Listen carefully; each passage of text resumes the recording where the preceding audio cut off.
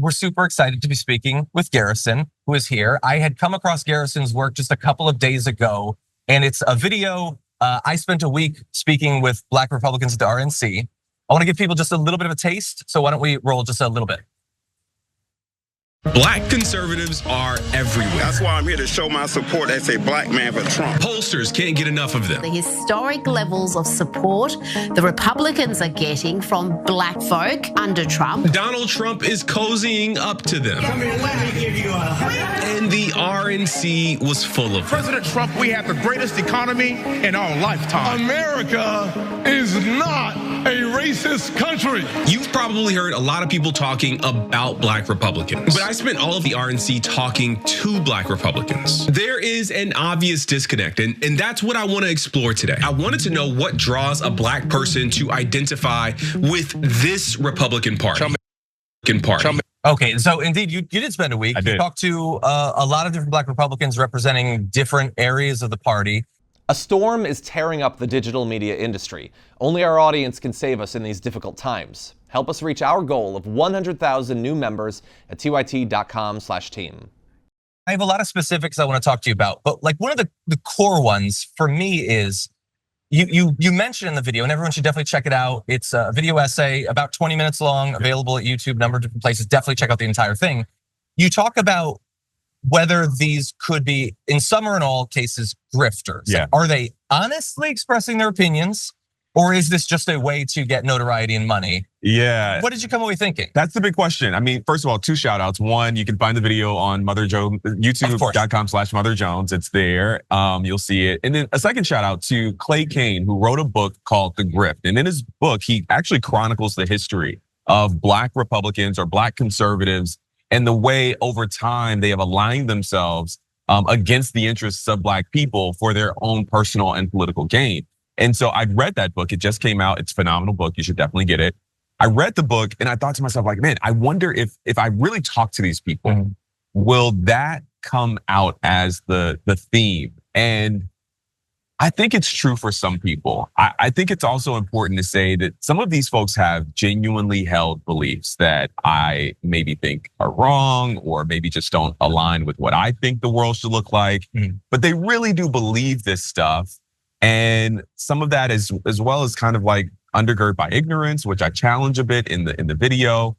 And so I don't want to paint with a broad brush all black conservatives as grifters. I don't think that's fair. But I do think there's a significant portion of them that merits us talking about the grifting element specifically. Yeah, and to be clear, we're talking about those in like the upper tiers of like the media class and that sort of thing. Obviously, there are a lot of regular black conservatives. They're just voters, and just regular people and all that. Exactly. Yeah. I mean, when you think about the things that influence black culture, you think about the black church and the very conservative values that you find in the black church. You think about hip hop, which is deeply tied up with capitalism and those kinds of belief systems. When you have that really at much of the core, it's no surprise that some folks will come out being conservative. Not all, maybe not even most, but certainly some. And so to your point, yeah, there are regular people who hold conservative views, maybe about gay marriage or about abortion or about patriarchy. And those people, like, it's fair, like that's their belief system. And maybe I want to challenge it, or maybe I feel like they could change, but that's their belief system. To your point, the people who are making money off of this, those folks are, I have questions about their integrity. Okay, interesting. Okay, well, I have a lot more that I want to ask about that and about sort of, you speculate at the end about how the GOP could become more honestly diverse. And we're definitely gonna get to that. But I realize I normally say this, Sharon, because you're remote, you're at a bit of a disadvantage in terms of the interview. So if you have a question, just talk over me. Like you just go. I became a viewer. Jump in. I found it so interesting. I guess I want to know, it makes perfect sense. I have, and I sometimes talk about him on this show, a black conservative friend. I rib him. I put him down sometimes. It's not nice, but it's accurate. I wonder, because I've asked him this, how he gets around this whole racist undertones or overtones, megaphone shouting racist remarks, and still feel included. Yeah, I think that a lot of them have given themselves over to a kind of rigid individualism that allows for them to completely write off the idea of, say, systemic racism or institutional racism. Like, sure, there are some bigots out there in their mind, but the Justice Department or the police, department in your city, like those folks aren't like institutionally racist, right? Like if we got rid of the bigots, things would be okay. But what we understand through data and of course through history is that even if there were no bigots in this country today, like all of the bigots got shipped to the moon, we know that the systems would still perpetuate the very inequities that have been part and parcel to this country for the last 100 to 300 years. Like we know that to be true. And so, for them, they're able to justify like, sure, this happened to maybe George Floyd, but it was because of a racist cop, or maybe this happened to Breonna Taylor, but it was because of this individual thing. And that ties directly to their justification for the economic policy that they, want to kind of push forward. It ties to the way that they view diversity, equity, and inclusion.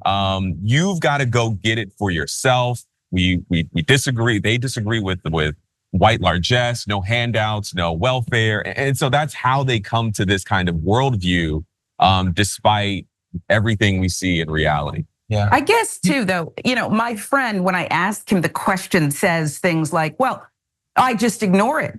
Means to an end. I know what I want. I don't pay any attention to it.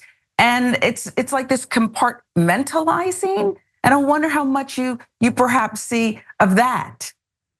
Yeah, I think that is actually kind of an important part. Every Black person I know can finish this system. This sentence, I'm sorry. You have to, sometimes as Black people, you have to work twice as hard to get half as much, right?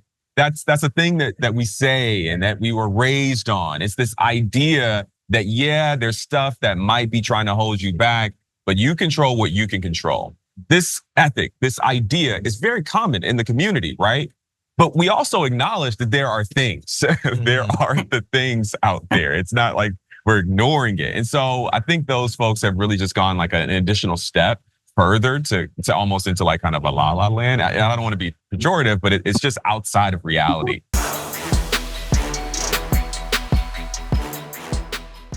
Thanks for watching our video. Did you know that you can support our show by becoming a subscriber?